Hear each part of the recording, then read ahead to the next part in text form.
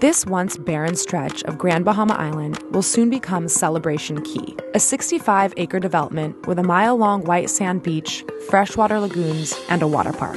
Carnival Cruise Line is pouring $600 million into this tropical escape, exclusive to its passengers. The first phase is set to open in July 2025.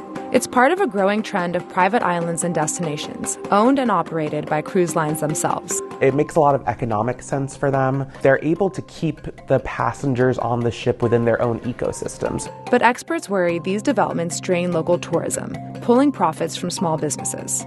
This is the economics of the private islands of cruises. For cruise passengers, access to these private destinations is free. But the real profit for the cruise lines comes from on-island spending. Cruise lines have figured out ways to upcharge folks left and right. So similar to what you might find at a theme park, not everything comes for free. The idea is to keep them in these private destinations for a particular amount of time, 4 hours, 6 hours, whatever, and to basically keep them spending there and not leave. Take MSC's private island, Ocean Key. While there are free food options like a food court and a barbecue buffet, specialty shops cost extra, like the ice cream parlor. And standard beach access comes with a cruise ticket. But cabanas can range from an extra $278 to $422, or even more depending on season and location. And all this keeps money within the cruise ecosystem. If a cruise ship goes to another port and just lets people out, they're going to visit other businesses, and that's money that the cruise line is not making itself. Whereas if they go to the private island, the passengers get off the ship, and when they buy drinks, buy food, buy souvenirs, that's money that the cruise line itself is directly making. And it's paying off. Perfect Day at Coco Cay cost Royal Caribbean over $250 million in renovations. But a UBS analysis estimated the island was on track to generate an additional $100 million in annual profit based on its first few months. And the same analysis estimates that Carnival's Celebration Key could generate around $150 million in profit in its first full year. It's expected to become Carnival's most profitable private destination. But critics are concerned about the rise of these private locations. Over the past decade, at least 4 new private destinations have opened, with even more under construction. The more and more we see these islands built out, the less we'll see ships visiting more traditional ports. Historically, Caribbean countries have generated revenue from cruise tourism through several channels. Private islands create another revenue stream for countries, with cruise lines securing multi-million-dollar contracts for land through 100-year leases. But we have such little information about the details of these agreements, what the lease agreement is, what the sale price was, and so on. Cruise lines say these islands can also help ease congestion at packed ports and serve as backup stops when bad weather disrupts itineraries.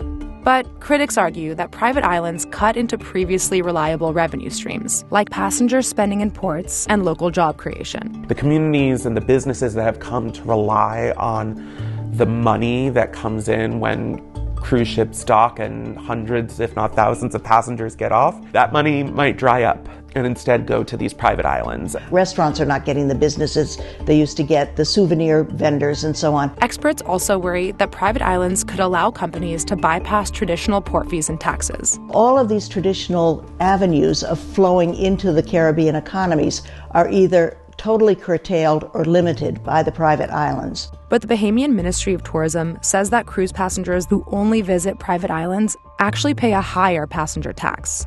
And a value-added tax implemented in 2024 ensures that goods and services on private islands are taxed the same as those outside the cruise ecosystem, something that hasn't been required in the past. Royal Caribbean and MSC said most workers on Coco Cay and Ocean Key are Bahamian locals. And in a statement, Carnival says they've teamed up with the Bahamian government to ensure mutual benefits. It is hard to underplay how important tourism is to these economies. Anything that would lead a cruise line to perhaps sail elsewhere is something they want to avoid. So there is the extent to which they are willing to play ball because it is such a major driver of economic activity for these countries. The Caribbean is the world's leading hub for cruise lines, with about 44% of cruise passengers traveling to the region in 2023. Experts say tourism ministries have historically measured success by the number of visitors they attract, and cruise lines brought almost 13 million to the Caribbean that year. Cruise lines come in and say, we will bring in